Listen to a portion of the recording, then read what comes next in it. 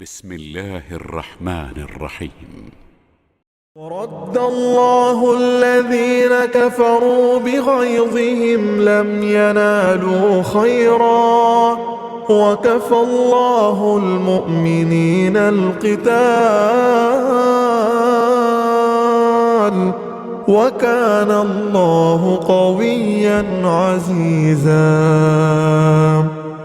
وأنزل الذين ظاهروهم من أهل الكتاب من صياصيهم وقذف في قلوبهم الرعب فريقا تقتلون وتأسرون فريقا وأورثكم أرضهم وديارهم وأموالهم وأرضا لم تطئوها وكان الله على كل شيء قديرا. അസ്സലാമു അലൈക്കും വറഹ്മത്തുള്ളാഹി വബറകാതുഹു. ഖുർആൻ പദം 1443 ദിവസത്തിലേക്ക് എല്ലാവരെയും ഹാർദമായി സ്വാഗതം ചെയ്യുന്നു. വിശുദ്ധ ഖുർആനിലെ 33 അധ്യായമായ സൂറത്തുൽ അഹ്സാബിലെ 25 മുതൽ 27 വരെയുള്ള ആയത്തുകളാണ് ഇന്ന് പഠന വിധേയമാക്കുന്നത്. ക്ലാസ് ആരംഭിക്കുന്നതിനായി ആദരണീയനായ ഡോക്ടർ AI വിലായത്തുള്ള സാഹിബിനെ ക്ഷണിക്കുന്നു. السلام عليكم ورحمة الله وبركاته. أعوذ بالله من الشيطان الرجيم. بسم الله الرحمن الرحيم. ورد الله الذين كفروا بغيظهم لم ينالوا خيرا وكفى الله المؤمنين القتال وكان الله قويا عزيزا. وأنزل الذين ظاهروهم من أهل الكتاب من صياصيهم وقذف في قلوبهم الرعب فريقا تقتلون وتأسرون فريقا وأورثكم أرضهم وديارهم وأموالهم وأرضا لم تطئوها وكان الله على كل شيء قديرا. صدق الله العلي العظيم. സൂറത്തുൽ അഹ്സാബിലെ 25 മുതൽ 27 വരെയുള്ള ആയത്തുകളാണ് ഞാൻ നിങ്ങളെ കേൾപ്പിച്ചിട്ടുള്ളത്. അഹ്സാബ് യുദ്ധവും അതിനെ തുടർന്ന് ബനൂ ഖുറൈള ഗോത്രത്തെ ഉപരോധിച്ചുകൊണ്ട് അവർക്ക് നേരെയുള്ള നടപടി സ്വീകരിക്കലൊക്കെ കഴിഞ്ഞതിനെ തുടർന്നുള്ള അവയെ പരാമർശിച്ചുകൊണ്ടുള്ള കാര്യങ്ങളാണ് ഞാൻ നിങ്ങളെ കേൾപ്പിച്ച ഈ 3 ആയത്തുകളിലായിട്ട് അടങ്ങിയിട്ടുള്ളത്. അള്ളാഹുവിന്റെ മാർഗത്തിൽ സത്യവിശ്വാസികൾക്ക് അവർ അള്ളാഹുവുമായി ചെയ്ത ഉടമ്പടി, അള്ളാഹുവിനോട് ചെയ്തിട്ടുള്ള പ്രതിജ്ഞ, അത് പൂർത്തീകരിക്കാനുള്ള അവരുടെ വിശ്വാസത്തിന്റെ തനിമയും പൂർണ്ണതയും ഒക്കെ തെളിയിക്കാനുള്ള ഒരു അസുലഭ അവസരമായിട്ടാണ് അഹ്സാബ് യുദ്ധത്തിലെ ഭീഷണമായ സാഹചര്യങ്ങളെ അള്ളാഹു ഒരുക്കുകയുണ്ടായത് എന്നതാണ് കഴിഞ്ഞ ദിവസം നമ്മൾ പഠന വിധേയമാക്കിയ ആയത്തുകളിൽ അള്ളാഹു പരാമർശിക്കുകയുണ്ടായത്. വിശ്വാസികളുടെ കൂട്ടത്തിൽ ചിലര് അള്ളാഹുവോട് അവർ ചെയ്തിട്ടുള്ള കരാറ് പൂർത്തീകരിക്കുകയുണ്ടായി. മറ്റു ചിലര് അതിനുള്ള അവസരം കാത്ത് നിലകൊള്ളുകയും ചെയ്യുന്നു. അവരാരും തന്നെ ഒരു തരിമ്പ് പോലും വ്യതിചലിക്കുകയുണ്ടായില്ല എന്നാണ് അവർ കാണിച്ച ആ നിശ്ചയദാർഢ്യത്തെയും പ്രതിബദ്ധതയെയും ഒക്കെ പരാമർശിച്ചുകൊണ്ട് അല്ലാഹു പറയുകയുണ്ടായത്. അഹ്സാബ് വിഭാഗത്തിൽപ്പെട്ട ഇസ്ലാമിന്റെ ശത്രുക്കളായി രംഗത്ത് വന്ന ആ വിവിധ ഗോത്രക്കാരും അതുപോലെ ഉടമ്പടിയിലുണ്ടായിരുന്നവർ തന്നെ ഉടമ്പടി ലംഘിച്ചുകൊണ്ട് മദീനയിലെ മുസ്ലിം സമൂഹത്തോട് ചതി ചെയ്തുകൊണ്ടിരുന്ന സാഹചര്യവും ഒക്കെ സംജാതമായപ്പോ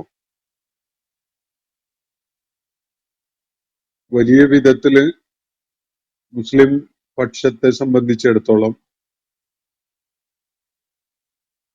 ഒരു രക്ഷാമാർഗം തുറന്നു കിടക്കാത്ത വിധത്തില് നാലുപാട് നിന്നും അവര് അകപ്പെട്ടു പോയ ഒരു സാഹചര്യമാണ് സംജാതമാവുകയുണ്ടായത്. ആ ഘട്ടത്തില് കപടവിശ്വാസികൾ പറഞ്ഞത് അള്ളാഹുവും അവന്റെ ദൂതനും നമ്മളോട് വെറും ചതിയല്ലാതെ വഞ്ചനയല്ലാത്ത യാതൊന്നും വാഗ്ദാനം ചെയ്തിട്ടില്ല. അള്ളാഹുവും അവന്റെ ദൂതനും വാഗ്ദാനം ചെയ്തതൊക്കെയും തന്നെ വെറും ചതിയായിരുന്നു എന്നാണ് അവർ പറഞ്ഞത്. കപടവിശ്വാസികളുടെ പ്രതികരണമായിരുന്നു അത്.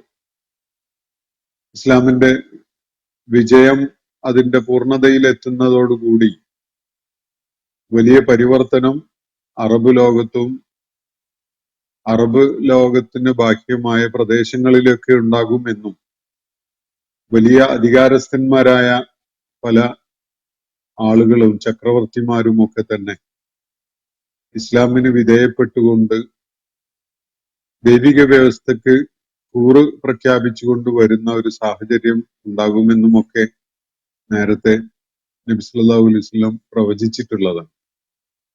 അതിലേക്കുള്ള സൂചനകൾ പലതും വിശുദ്ധ ഖുർആനിൽ അള്ളാഹു നൽകിയിട്ടുമുണ്ടായിരുന്നു. ഈ വാഗ്ദാനങ്ങളൊക്കെ തന്നെയും അതുപോലെ തീക്ഷ്ണമായ പ്രതിസന്ധി നിറഞ്ഞ യുദ്ധ സാഹചര്യങ്ങളിൽ തീർച്ചയായിട്ടും അള്ളാഹുവിന്റെ സഹായം ഉണ്ടാകുമെന്ന വാഗ്ദാനം, ഇതൊക്കെ തന്നെയും വെറും വഞ്ചനാത്മകമായ സംസാരം മാത്രമായിരുന്നു, ചതിയിലകപ്പെടുത്തുകയായിരുന്നു എന്നാണ് കപടവിശ്വാസികൾ പറഞ്ഞതെങ്കിൽ കടുത്ത പ്രതിസന്ധിയുടെ ഏറ്റവും സങ്കീർണമായ സാഹചര്യങ്ങളെ അഭിമുഖീകരിക്കേണ്ടി വന്നപ്പോ വിശ്വാസികൾ പറഞ്ഞത് ആദാമ വഅദന അല്ലാഹു വറസൂലുഹു, അള്ളാഹുവും അവന്റെ ദൂതനും നമ്മളോട് വാഗ്ദാനം ചെയ്തിട്ടുണ്ടായിരുന്ന ആ കടുത്ത പരീക്ഷണത്തിന്റെ സാഹചര്യമാണ് ഈ വന്നിരിക്കുന്നത് എന്നാണ്. അള്ളാഹുവും അവന്റെ ദൂതനും നമ്മളോട് നേരത്തെ പറഞ്ഞിട്ടുണ്ടായിരുന്ന വിശ്വാസമാർഗം സ്വീകരിച്ച ആളുകൾ അതികഠിനമായ പരീക്ഷണങ്ങൾക്ക് വിധേയരാകും, പരീക്ഷണങ്ങൾക്ക് വിധേയരാവാതെ ഒരാളും തന്നെ അങ്ങ് വിട്ടയക്കപ്പെടുകയില്ല എന്ന കാര്യം നേരത്തെ വിശുദ്ധ ഖുർആനിൽ തന്നെ പറഞ്ഞതും നബി സല്ലല്ലാഹു അലൈഹി വസല്ലം വിശദമാക്കിയതും ഒക്കെ തന്നെ അതൊക്കെ സത്യമായി പുലർന്നിരിക്കുന്നു എന്നാണ് വിശ്വാസികള് ആ ഘട്ടത്തിൽ പറയുക. അത് അവരില് വിശ്വാസവും അവരുടെ അർപ്പണബോധവും വർദ്ധിപ്പിക്കുകയല്ലാതെ അതിലൊന്നും ഒരു ചാഞ്ചല്യവും ഉണ്ടാക്കുകയോ രംഗം വിട്ടോടാൻ പ്രേരിപ്പിക്കുകയോ ചെയ്തിട്ടില്ല. അവര് ഏറ്റവും നല്ലൊരു അവസരമായിട്ട് അതിനെ കണ്ടുകൊണ്ട് അള്ളാഹുവോട് അവർ ചെയ്ത പ്രതിജ്ഞ, അള്ളാഹുവോട് ചെയ്തിരുന്ന ശപഥം, അത് പൂർത്തീകരിക്കാനുള്ള ഒരവസരമായിട്ടാണ് അതിനെ കാണുകയുണ്ടായത്. അവരിൽ പലരും ആ നേർച്ച പൂർത്തിയാക്കുകയുണ്ടായി, മറ്റു പലരും അതിനുള്ള അവസരം കാത്ത് കഴിയുകയുമാണ് എന്നാണ് അള്ളാഹു ഇവിടെ സൂചിപ്പിക്കുകയുണ്ടായത്. എന്തിനു വേണ്ടിയാണ് ഇങ്ങനെ ഒരു സാഹചര്യം അള്ളാഹു ഒരുക്കിയിരുന്നത്? ലിയജ്സി അല്ലാഹു സ്വാദിഖീന ബിസിദ്ഖിഹിം, സത്യവാന്മാർക്ക് അവരുടെ സത്യസന്ധതക്ക് പ്രതിഫലം നൽകുന്നതിന് വേണ്ടിയാണ്. വയുഅദ്ദിബൽ മുനാഫിഖീൻ, കപടന്മാർക്ക് അവരർഹിക്കുന്ന, അള്ളാഹു ഉദ്ദേശിക്കുന്നുവെങ്കിൽ അവരർഹിക്കുന്ന ശിക്ഷ നൽകുവാൻ വേണ്ടിയുമാണ്. അതോടൊപ്പം തന്നെ വയതൂബ അലൈഹിം, അർഹതയുള്ള പശ്ചാത്തപിച്ചു മടങ്ങുന്നവർക്ക് പുറത്തു കൊടുക്കാനും വേണ്ടിയാണ്. ഇന്നല്ലാഹ കാന ഗഫൂറൻ റഹീമ, അള്ളാഹു കാരുണ്യവാനും ഏറെ പുറത്തു കൊടുക്കുന്നവനുമാണ് എന്ന് പറഞ്ഞുകൊണ്ടാണ് ആ ഭാഗം അവസാനിക്കുന്നത്. അതിനെ തുടർന്ന് അഹ്സാബ് യുദ്ധത്തെ തുടർന്നുള്ള അതിന്റെ ഒരു എക്സ്റ്റൻഷൻ ആയിട്ട് സംഭവിച്ച ഒരു കാര്യം നമ്മൾ നേരത്തെ ഈ സൂറത്ത് പരിചയപ്പെടുത്തുന്ന ഘട്ടത്തിൽ വിശദമായിട്ട് പ്രതിപാദിക്കുകയുണ്ടായിട്ടുണ്ട്. അഹ്സാബ് യുദ്ധത്തില് മുസ്ലിങ്ങളുമായി കരാറിലായിരുന്ന മദീനയിൽ അവശേഷിക്കുന്ന ഏക യഹൂദ ഗോത്രം ബനൂ ഖുറൈള, ഇവര് മുസ്ലിങ്ങളോട് ചതി ചെയ്യുകയായിരുന്നു എന്നത് നമ്മൾ നേരത്തെ മനസ്സിലാക്കി. യഥാർത്ഥത്തിൽ അവരെ ആശ്രയിച്ചും അവരെ വിശ്വസിച്ചും തങ്ങളുടെ കുടുംബങ്ങളെയും മക്കളെയും ഒക്കെ ആ ഭാഗത്ത് ബനൂ ഖുറൈളയുടെ സംരക്ഷണത്തിൽ ആക്കിക്കൊണ്ടാണ് നബി സല്ലല്ലാഹു അലൈഹി വസല്ലമയും അനുയായികളും യുദ്ധത്തിനു വേണ്ടി പുറപ്പെട്ടിട്ടുണ്ടായിരുന്നത്. ആ ഭാഗം സുരക്ഷിതമാണ് എന്നതാണ് ധാരണ. ബനൂ ഖുറൈള ഗോത്രം എന്നാൽ അവർക്കിടയിൽ ഈ ശത്രുപക്ഷത്തുണ്ടായിരുന്ന, വിശേഷിച്ച് ബനൂ നളീർ ഗോത്രത്തിന്റെ തലവനായിരുന്ന ഹുയൈ ഇബ്നു അഖ്തബിന്റെ ഇടപെടലും സ്വാധീനവും ഒക്കെ കാരണമായി നബി സല്ലല്ലാഹു അലൈഹി വസല്ലമയെ വഞ്ചിക്കാൻ, അദ്ദേഹത്തോട് ചെയ്തിട്ടുള്ള കരാറ് ലംഘിക്കാൻ അവര് പ്രേരിതരാവുകയാണ്. ഇത് ഒരു അവസാനത്തെ അവസരമാണ് നബി സല്ലല്ലാഹു അലൈഹി വസല്ലമയെയും അനുയായികളെയും തകർത്ത് കളയാൻ അറേബ്യയിലെ സാധ്യമാകുന്ന ഏറ്റവുമേറെ ഗോത്രങ്ങളുടെയൊക്കെ സഹകരണത്തോടു കൂടി ഒരു മഹാസൈന്യം തന്നെ രൂപീകരിക്കപ്പെട്ടിരിക്കുകയാണ്. അവരാണിപ്പോ മദീനയെ ആക്രമിക്കാൻ വേണ്ടി മുന്നിട്ട് വന്നിരിക്കുന്നത്. ഈ ഘട്ടത്തില് അവരെ സഹായിക്കുന്നില്ലെങ്കിൽ ഇനിയൊരിക്കലും തന്നെ മുസ്ലിങ്ങളുടെ മേൽ വിജയം നേടാൻ സാധിക്കുകയില്ല. അതുകൊണ്ട് ഈ ഘട്ടത്തില് മുസ്ലിങ്ങളെ പിന്തുണക്കണം.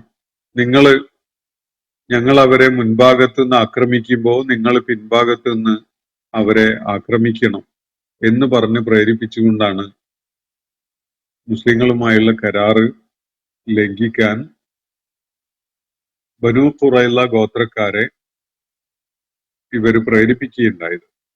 ഹുയൈ ഇബ്നു അഖ്തബ് എന്നാണ് മദീനയിൽ നിന്ന് പുറത്താക്കപ്പെട്ട ബനൂ നളീർ ഗോത്രത്തിന്റെ തലവൻ. ഇതിനു വേണ്ടി അഹ്സാബ് യുദ്ധത്തിനു വേണ്ടി PR വർക്ക് നടത്തി രംഗത്ത് വന്ന അവരുടെ നേതാവാണ്. അയാള് ബനൂ ഖുറൈളക്കാരെ ബോധ്യപ്പെടുത്തുന്നത് അങ്ങനെയൊക്കെയാണ്. അതിനെ തുടർന്നുണ്ടായ സംഭവങ്ങളൊക്കെ നമ്മൾ മനസ്സിലാക്കി. നഈം ഇബ്നു മസ്ഊദ് റളിയല്ലാഹു അൻഹു ഇസ്ലാമിലേക്ക് വന്നതും അദ്ദേഹം നബി സല്ലല്ലാഹു അലൈഹി വസല്ലമയെ വന്ന് കണ്ടതും നബി സല്ലല്ലാഹു അലൈഹി വസല്ലമയുടെ നിർദ്ദേശപ്രകാരം ചില തന്ത്രങ്ങളൊക്കെ ശത്രുക്കൾക്കിടയിൽ പ്രയോഗിക്കാൻ അദ്ദേഹത്തിന് നിർദ്ദേശം നൽകിയതും അതിനെ തുടർന്ന് അദ്ദേഹം ബനൂ ഖുറൈള ഗോത്രക്കാരെയും പിന്നീട് ബനൂ നളീർ, അതുപോലെ ബനൂ ഖൈനുഖാ വിഭാഗങ്ങള്, അതുപോലെ മക്കയിൽ നിന്ന് വന്ന ഖുറൈശി നേതാക്കന്മാരും അതുപോലെയുള്ള അവരെ പിന്തുണച്ചുകൊണ്ടിരുന്ന ആളുകളെ ഒക്കെ വെവ്വേറെ പോയി കണ്ടുകൊണ്ട് അവർക്കിടയിൽ ഒരു ഭിന്നതയുണ്ടാക്കുന്ന ഒരു തന്ത്രമാണ് നഈം ഇബ്നു മസ്ഊദ് റളിയല്ലാഹു അൻഹു പയറ്റുകയുണ്ടായത്. അത് വളരെ ഫലപ്രദമായി അത് വിജയം കണ്ടു. മുസ്ലിങ്ങൾക്ക് എതിരിലുള്ള ആ പടയൊരുക്കങ്ങളിൽ വലിയ ഛിദ്രതയും ഭിന്നതയും ഒക്കെ ഉണ്ടാക്കാൻ സാധിച്ചു എന്നതാണ് ആ അഹ്സാബ് യുദ്ധത്തിനെ അത്ര ലളിതമായ വിധത്തിൽ, അത്ര എളുപ്പത്തിൽ മുസ്ലിങ്ങൾക്ക് വിജയമാക്കി മാറ്റാൻ സാധിച്ച പല കാരണങ്ങളിലൊന്ന്. പക്ഷെ എന്തായാലും വളരെ നിർണായകമായ ഘട്ടത്തിൽ ബനൂ ഖുറൈളക്കാര് വഞ്ചന ചെയ്തു എന്നതും മുസ്ലിങ്ങളെ അരക്ഷിതാവസ്ഥയിലേക്ക് തള്ളിവിട്ടുകൊണ്ട് മദീനയിലെ രാഷ്ട്രീയ ഉടമ്പടി, മദീനയുടെ സുരക്ഷിതത്വത്തിനു വേണ്ടി അള്ളാഹുവിന്റെ പ്രവാചകൻ അവിടുത്തെ താമസക്കാരായിരുന്ന എല്ലാ വിഭാഗങ്ങളുമായിട്ട് ഏർപ്പെട്ടിരുന്ന രാഷ്ട്രീയ ഉടമ്പടി, ആ ഉടമ്പടി കാറ്റിൽ പറത്തിക്കൊണ്ടുള്ള നിലപാട് സ്വീകരിക്കുകയുമാണ് ബനൂ ഖുറൈള ഗോത്രം ചെയ്തിട്ടുള്ളത്. അപ്പോ അഹ്സാബ് യുദ്ധം അവസാനിച്ചു. മുസ്ലിങ്ങൾ അവരുടെ താവളങ്ങളിലേക്ക് മടങ്ങുന്ന ഘട്ടത്തിലാണ് അള്ളാഹുവിന്റെ പ്രവാചകന് ദൈവിക നിർദ്ദേശം ഉണ്ടാവുന്നത്. കാര്യങ്ങൾ അവസാനിച്ചിട്ടില്ല. ബനൂ ഖുറൈളയുടെ ഒരു അധ്യായം അവശേഷിക്കുന്നുണ്ട്. അത് പോയിട്ട് മുഴുവനാക്കണം. ഇതാണ് നിർദ്ദേശം ഉണ്ടായിരുന്നത്. ഇതിനെ തുടർന്നാണ് നബി സല്ലല്ലാഹു അലൈഹി വസല്ലം ബനൂ ഖുറൈളക്കാരുടെ അടുക്കലേക്ക് കേൾക്കാനും അനുസരിക്കാനും സന്നദ്ധതയുള്ള എല്ലാവരും തന്നെ ബനൂ ഖുറൈളയെ ഉപരോധിക്കാൻ വേണ്ടി എന്നോടൊപ്പം പുറപ്പെടണം എന്ന് പറഞ്ഞുകൊണ്ട് നബി സല്ലല്ലാഹു അലൈഹി വസല്ലം അനുയായികളോട് അഭിസംബോധന ചെയ്യുന്നത്. അങ്ങനെ ആ സൈന്യം ഒന്നാകെ തന്നെ ബനൂ ഖുറൈള ഗോത്രത്തിന് നേരെ മുന്നേറുകയും അവരെ ഉപരോധിക്കുകയും ചെയ്തു. ദിവസങ്ങൾക്കുള്ളിൽ തന്നെ ബനൂ ഖുറൈളക്ക് ആ ഉപരോധത്തെ നേരിടാൻ കഴിയാതെ അവര് റിലന്റ് ചെയ്യുന്ന അല്ലെങ്കിൽ മുട്ടുമടക്കുന്ന ഒരവസ്ഥ സംജാതമായ കാര്യം നമ്മൾ കാണുകയുണ്ടായി. അവസാനം അവര് കോട്ടവാതിലുകൾ തുറന്ന് പുറത്തു വരികയും മുസ്ലിങ്ങളുമായിട്ട് സംസാരിച്ചുകൊണ്ട് അവര് നിർദ്ദേശിക്കുന്ന ഒരു വ്യക്തി ഒരു തീരുമാനം എടുക്കുന്നത് ഞങ്ങൾക്ക് സ്വീകാര്യമാണ് എന്ന് പറഞ്ഞുകൊണ്ട് ആ വ്യക്തിയുടെ പേര് അവര് നിർദ്ദേശിക്കുകയാണ് ചെയ്യുന്നത്. സഅദ് ബിൻ മുആദ് എന്ന പേരിൽ അറിയപ്പെടുന്ന പ്രമുഖനായ ഒരു അൻസാർ വിഭാഗത്തിൽപ്പെട്ട ഔസ് ഗോത്രക്കാരനായ ഒരു നേതാവാണ് അവര് നിർദ്ദേശിച്ചത്. അദ്ദേഹം മുസ്ലിമാണ്. നബി സല്ലല്ലാഹു അലൈഹി വസല്ലമയെയും അനുയായികളെയും മദീനയിലേക്ക് പലായനം ചെയ്തു വന്ന ഘട്ടത്തിൽ അവരെയൊക്കെ സഹായിക്കാനൊക്കെ രംഗത്തുണ്ടായിരുന്ന ആളാണ്.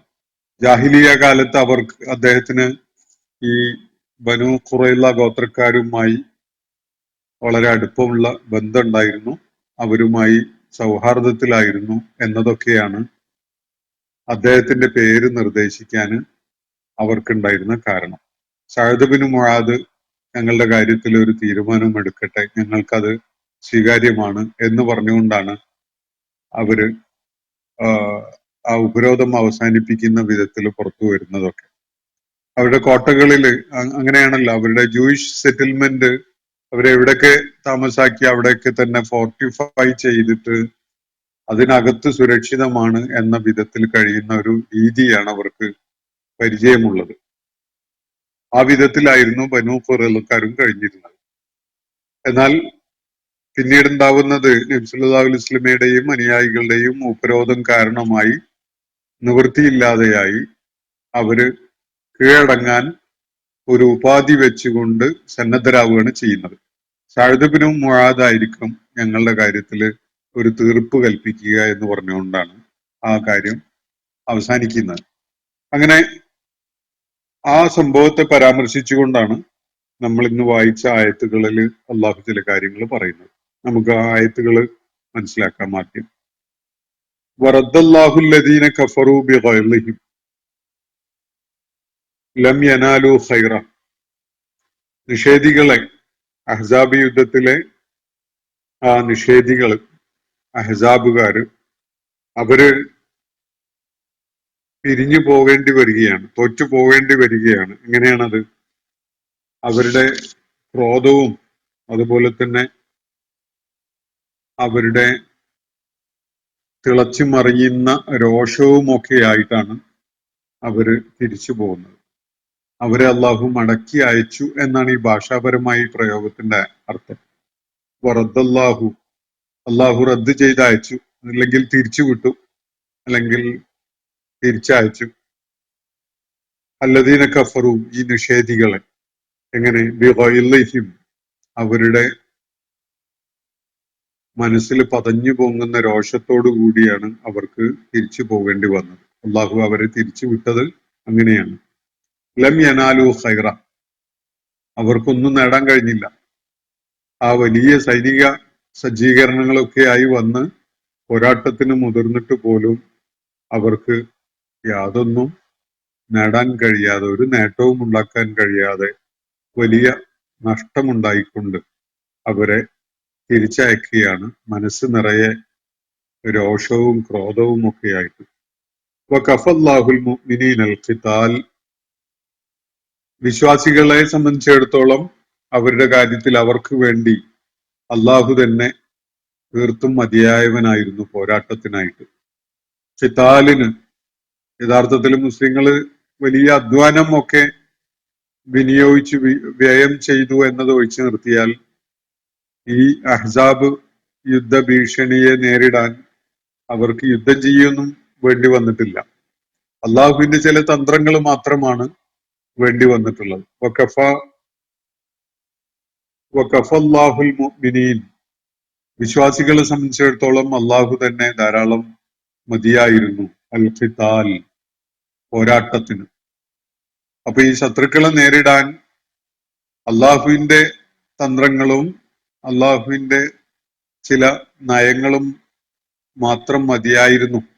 അതുകൊണ്ട് തന്നെ അവരെ നേരിടാൻ, അത് വിജയമാക്കി മാറ്റാൻ സാധിച്ചു എന്നാണ് അള്ളാഹു സൂചിപ്പിക്കുന്നത്. വഖഫല്ലാഹുൽ മുഅ്മിനീന അൽ ഖിതാൽ, വിശ്വാസികളെ സംബന്ധിച്ചിടത്തോളം പോരാട്ടത്തിന് അള്ളാഹു തന്നെ മതിയായതായിരുന്നു. വകാന അല്ലാഹു ഖവിയ്യൻ അസീസ, അള്ളാഹു അങ്ങേയറ്റം ശക്തിയുള്ളവനും ഉഗ്രപ്രതാപിയുമാണ് എന്നാണ് തുടർന്ന് അള്ളാഹു പറയുന്നത്. ഇവരെ ഒന്നും കൈകാര്യം ചെയ്യാൻ അള്ളാഹുവിനെ സംബന്ധിച്ചിടത്തോളം യാതൊരു പ്രയാസവും ഇല്ല.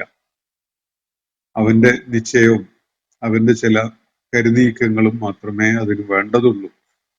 വകാന അല്ലാഹു ഖവിയ്യൻ അസീസ, അള്ളാഹു അതിശക്തനാണ്, അതുപോലെ അതിപ്രതാപിയുമാണ്. അവനെ തോൽപ്പിക്കുക എന്നത് ആർക്കും സാധ്യമായ ഒരു കാര്യമല്ല. അവന്റെ തന്ത്രങ്ങളും അവന്റെ ശക്തിയും അജയ്യമാണ് എന്നതാണ് സൂചിപ്പിക്കപ്പെടുന്നത്.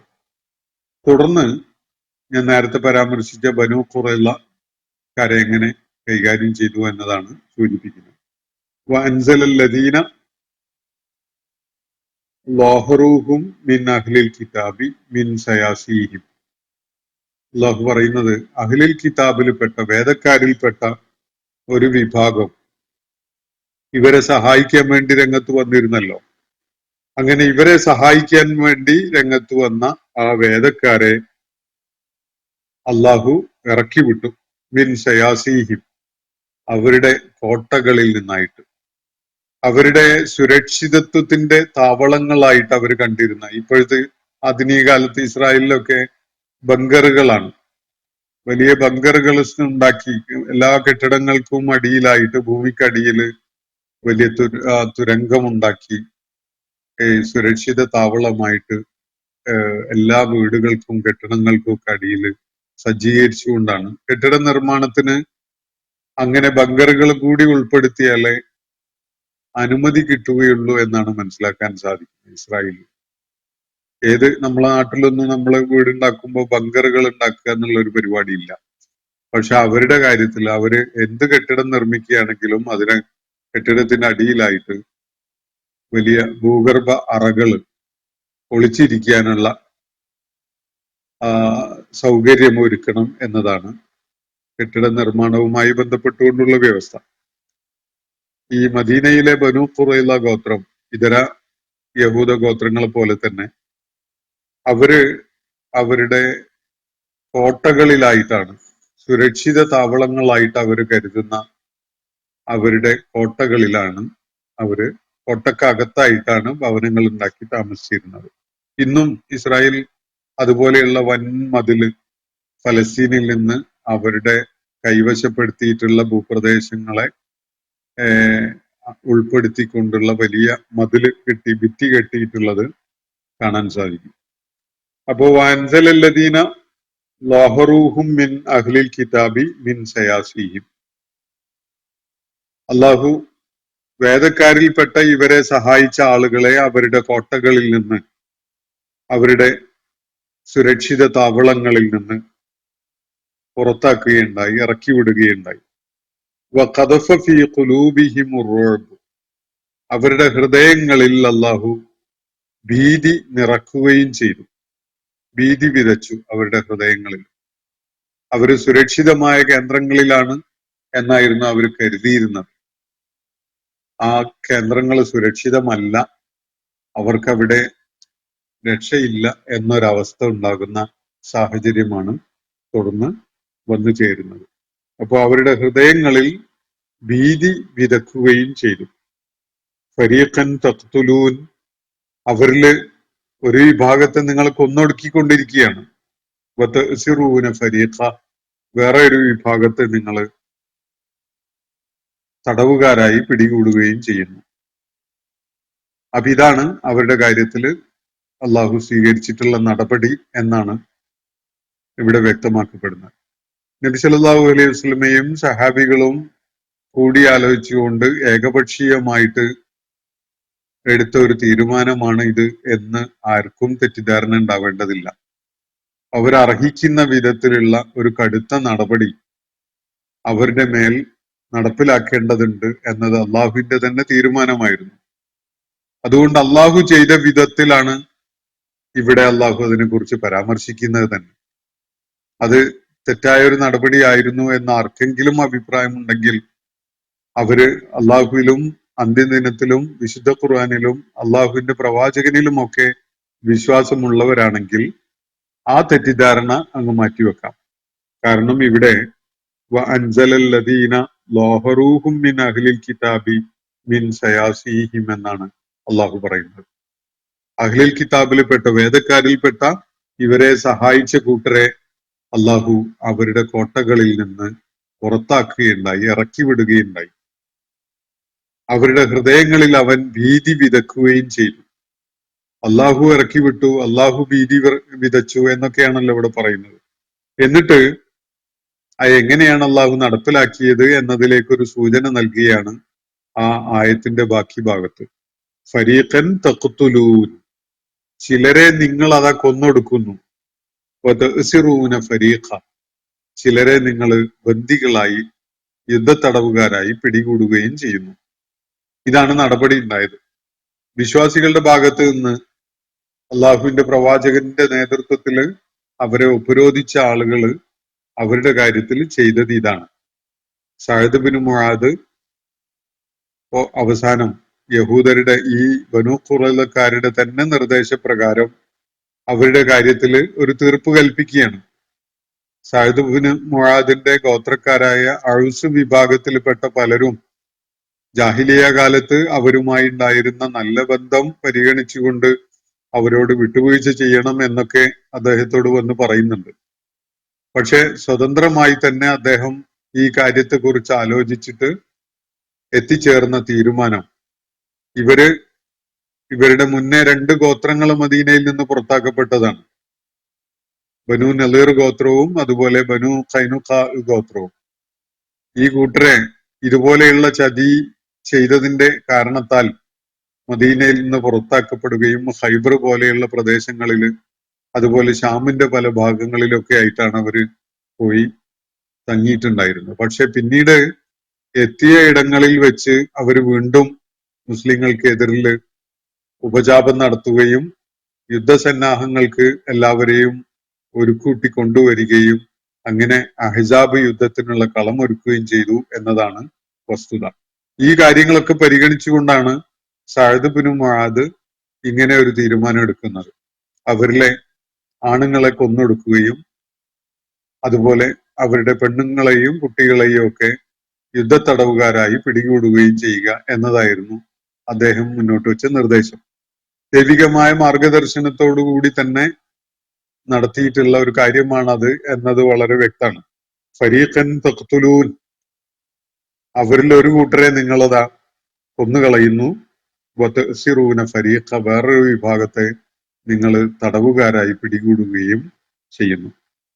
ഇതാണ് അവരുടെ കാര്യത്തിലുള്ള നടപടിയായിട്ട് അള്ളാഹു ഇവിടെ പറയുന്നത്. ഇത് നടപ്പിലാക്കിയ ആളുകളെ ഒറ്റപ്പെടുത്തിക്കൊണ്ടോ വിമർശിച്ചുകൊണ്ടോ അത് തെറ്റായി പോയി എന്ന് സൂചിപ്പിച്ചുകൊണ്ടോ അല്ല, അള്ളാഹു ചെയ്തു എന്ന വിധത്തിൽ പറഞ്ഞുകൊണ്ട് അതിന്റെ തുടർച്ചയായിട്ട് എങ്ങനെയാണ് അള്ളാഹു അവരുടെ ഹൃദയങ്ങളിൽ ഭീതി വിതച്ചത് എന്നതാണ് പറയുന്നത്. നിങ്ങളിതാ അവരിലെ ഒരു വിഭാഗത്തെ കൊന്നുകളയുന്നു, വേറൊരു വിഭാഗത്തെ തടവുകാരായി പിടികൂടുകയും ചെയ്യുന്നു. ആ വിധത്തിലാണ് അവരുടെ ഹൃദയങ്ങളിൽ അള്ളാഹു ഭീതി നിറക്കുകയുണ്ടായത് എന്നാണ് ഇവിടെ വ്യക്തമാക്കിയിട്ടുള്ളത്. അതുകൊണ്ട് ഇത് സഅദ് ബിൻ മുആദിന്റെ വ്യക്തിപരമായ ഒരു തീരുമാനം ആയിരുന്നു, അത് തെറ്റായിരുന്നു, അത് കടുത്ത അക്രമമായി പോയി, ക്രൂരതയായി പോയി എന്നൊക്കെ ആർക്കെങ്കിലും അഭിപ്രായമുണ്ടെങ്കിൽ അവര് മനസ്സിലാക്കേണ്ട ഒരു കാര്യം, ഈ ചതി ചെയ്ത ആളുകൾക്കുള്ള ശിക്ഷ ഇതിൽ അവസാനിക്കുന്നില്ല എന്നതാണ്. അവരെ കാത്തിരിക്കുന്നത് നാറു ജഹന്നമാണ്. ദൈവിക ശിക്ഷ പാരത്രിക ലോകത്ത് അവരെ കടുത്ത ശിക്ഷ കാത്തിരിക്കുന്നുണ്ട് എന്ന കാര്യം ഖുർആൻ വ്യക്തമാക്കിയിട്ടുള്ളത് അതിനോട് ചേർത്ത് വായിക്കുമ്പോൾ ഈ നടപടി വളരെ സ്വാഭാവികമായതും ഏറ്റവും അനിവാര്യമായതും ആയിരുന്നു എന്നത് ബോധ്യപ്പെടും. അപ്പോ ഫരീഖൻ തഖ്തുലൂന വതസിറൂന ഫരീഖ എന്നാണ് ഇവിടെ പറഞ്ഞത്. ഔറസക്കും അള്ളാഹു പറയുകയാണ്, അവൻ നിങ്ങളെ അനന്തരാവകാശികളാക്കി. അർലഹും വദിയാറഹും, അവരുടെ ഭൂമികൾ, അവരുടെ ഭൂയിടങ്ങൾ, അതുപോലെ വദിയാറഹും, അവരുടെ വീടുകൾ, അംവാലഹും, അവരുടെ സമ്പത്തുക്കൾ, ഇതൊക്കെയും തന്നെ നിങ്ങളുടെ അനന്തരാവകാശമാക്കി മാറ്റുകയുണ്ടായി എന്നാണ്. എന്ന് പറഞ്ഞാൽ അതിൻ്റെയൊക്കെ ഉടമകളായിട്ട് നിങ്ങളെ അള്ളാഹു നിശ്ചയിച്ചു. അർലൻ ലം തതഊഹ, നിങ്ങൾ കാലുകുത്തിയിട്ട് പോലും ഇല്ലാത്ത ഇടങ്ങളും അവൻ നിങ്ങളുടെ ഉടമസ്ഥതയിലേക്കാക്കി തന്നിരിക്കുകയാണ് എന്നാണ് അള്ളാഹു ഇവിടെ പറയുന്നത്. അപ്പോ നിങ്ങളെയാണ് ഈ ബനൂ ഖുറൈള വിഭാഗത്തിനെതിരിലുള്ള നടപടികളുടെ അത് നടപ്പിലാക്കിയതോടുകൂടി അവരുടെ ഭൂയിടങ്ങൾ, അവരുടെ കൃഷിയിടങ്ങളായ സ്ഥലങ്ങൾ, അതുപോലെ അവരുടെ വീടുകൾ, അവരുടെ സമ്പത്തുക്കൾ, ഇതിന്റെയൊക്കെ അവകാശികളായിട്ട് അവൻ നിങ്ങളെ നിശ്ചയിക്കുകയും ചെയ്തു. ഔറസക്കും, നിങ്ങളെ അവകാശികളാക്കി മാറ്റി. അർലഹും വദിയാറഹും വാംവാലഹും, അവരുടെ ഭൂവിടങ്ങൾ, അവരുടെ ഭവനങ്ങൾ, അവരുടെ സമ്പത്തുക്കൾ, ഇതിന്റെയൊക്കെയും അവകാശികളായിട്ട് അവൻ നിങ്ങളെ നിശ്ചയിച്ചു. അർലൻ ലം തതഊഹ, നിങ്ങള് കാലുകുത്തിയിട്ട് പോലും ഇല്ലാത്ത ഇടങ്ങളുണ്ട്, അതും അങ്ങനെയാണല്ലോ, അവർ ഫോർട്ടിഫൈ ചെയ്തിട്ടാണ് ജീവിക്കുന്നത്. കോട്ട മതിലുകൾക്കുള്ളിലായിട്ടാണ് ജീവിക്കുന്നത്. ആ കോട്ടക്കകത്തേക്ക് വേറെ വിഭാഗം ആളുകൾക്ക് കടന്നു ചെല്ലുക എന്നുള്ളത് സാധ്യമല്ല. ആ വിധത്തിലാണ് അവർ ആ ഇടങ്ങളെ സുരക്ഷിതമാക്കി വെച്ചിട്ടുണ്ടായിരുന്നത്. എന്ന് പറഞ്ഞാൽ മുസ്ലിം വിഭാഗത്തിൽപ്പെട്ട ഒരാൾക്ക് പോലും കടന്നു ചെല്ലാൻ പോലും പറ്റിയിട്ടില്ലാത്ത ഇടങ്ങൾ, ഭൂപ്രദേശങ്ങൾ ഇവരുടെ അധീനതയിൽ ഉണ്ടായിരുന്നത്, ആ പ്രദേശങ്ങൾ കൂടി, അവർക്ക് കാലുകുത്താൻ പോലും കഴിഞ്ഞിട്ടില്ലാത്ത ഇടങ്ങൾ കൂടി നിങ്ങൾക്കായിട്ട് അവൻ അതിന്റെ അവകാശികളായി നിങ്ങളെ മാറ്റി. വകാന അല്ലാഹു അലാ കുല്ലി ഷൈഇൻ ഖദീറ, അള്ളാഹു എല്ലാറ്റിനും കഴിവുള്ളവനാണ് എന്നാണ് തുടർന്ന് അള്ളാഹു പറയുന്നത്. ഏറ്റവും വലിയ ചതി ചെയ്തുകൊണ്ട് ഈ യുദ്ധത്തില് മുസ്ലിങ്ങളെ അമ്പെ തകർത്ത് കളയാൻ, പൂർണ്ണമായിട്ട് ഇല്ലാതാക്കി കളയാൻ വേണ്ടി മുതിർന്ന ബനൂ ഖുറൈള ഗോത്രം ദിവസങ്ങൾക്കുള്ളിൽ തന്നെ ഉപരോധങ്ങളുടെ ഒടുക്കത്തില് ഈ വിധത്തിൽ അവിടുന്ന് ഭൂമിയിൽ ഒരു നിലനിൽപ്പുമില്ലാത്ത ഒരു വിഭാഗമായിട്ട് മാറുകയാണ്. അവരിൽ ആണുങ്ങളെ അവരുടെ മേൽ വധശിക്ഷ നടപ്പിലാക്കിയുണ്ടായി. സ്ത്രീകളെയും കുട്ടികളെയും മുസ്ലിങ്ങള് തടവുകാരായി പിടികൂടുകയും ചെയ്തു. അവരുടെ ആവാസ സ്ഥലങ്ങള്, അവരുടെ വീടുകള്, കൃഷിയിടങ്ങള്, അതുപോലെ അവരുടെ സ്വത്തുവകകള്, കൂടാതെ ഒരു വലിയ സമൂഹമായിട്ട്, പ്രത്യേകിച്ച് ഭൗതിക പ്രമത്തതയുടെ ഏറ്റവും വലിയ പ്രതീകങ്ങളായിരുന്ന ആളുകളായിരുന്നു യഹൂദര്. ഭൗതിക സ്വത്ത് ആർജിക്കുന്നതിലും അത് കുന്നുകൂട്ടി വെക്കുന്നതിലൊക്കെ അവർ കാണിക്കുന്ന വ്യഗ്രതയുണ്ടല്ലോ. അപ്പോ ഈ വ്യഗ്രതയോടുകൂടിയൊക്കെ അവർ ഒരുക്കൂട്ടിയിരുന്ന അവരുടെ മുഴുവൻ സമ്പത്തുക്കളും, അവരുടെ വീടുകളും കൃഷിയിടങ്ങളും, അതുപോലെ മുസ്ലിങ്ങൾക്ക് കാലെടുത്ത് വെക്കാൻ പോലും കഴിഞ്ഞിട്ടില്ലാത്ത പല സ്ഥലങ്ങളും, ഇതൊക്കെയും തന്നെ മുസ്ലിങ്ങളുടെ ഉടമസ്ഥതയിലേക്ക് വരികയാണ്. അവരില് ഒരു വിഭാഗത്തെ നിങ്ങൾ കൊന്നുകളയുന്നു, ഒരു വിഭാഗത്തെ നിങ്ങൾ തടവുകാരായി പിടികൂടുകയും ചെയ്യുന്നു. ഇതാണ് സംഭവിച്ചത് എന്നതാണ് അള്ളാഹു ഇവിടെ വ്യക്തമാക്കുന്നത്. അപ്പോ ആരുടെയെങ്കിലും മനസ്സിൽ എന്തെങ്കിലും സന്ദേഹം ഇത് സംബന്ധമായിട്ടുണ്ടെങ്കിൽ അതിനുള്ള ഉത്തരം, ഈ നടപടിയിൽ അവരുടെ മേലുള്ള ദൈവിക ശിക്ഷ പൂർണ്ണമാവുന്നില്ല. അവരെ കാത്തിരിക്കുന്നത് നാറു ജഹന്നമാണ് എന്നതാണ് ഖുർആൻ വ്യക്തമാക്കിയിട്ടുള്ളത് എന്നുകൂടി സൂചിപ്പിച്ചുകൊണ്ട് ഇന്നത്തെ സെഷൻ ഞാനിവിടെ അവസാനിപ്പിക്കുകയാണ്. വാഖിറു ദഅ്വാന അനിൽ ഹംദുലില്ലാഹി റബ്ബിൽ ആലമീൻ. അസ്സലാമു അലൈക്കും വറഹ്മത്തുള്ളാഹി വബറകാതുഹു. ഇന്നത്തെ ഖുർആൻ പദം ഇവിടെ സമാപിക്കുന്നു. ഖുർആൻ പഠനത്തിൽ പങ്കെടുത്ത എല്ലാവർക്കും അല്ലാഹു അർഹമായ പ്രതിഫലം നൽകി അനുഗ്രഹിക്കട്ടെ. വആഖിറു ദഅ്വാന അനിൽ ഹംദുലില്ലാഹി റബ്ബിൽ ആലമീൻ. അസ്സലാമു അലൈക്കും വറഹ്മത്തുള്ളാഹി വബറകാതുഹു.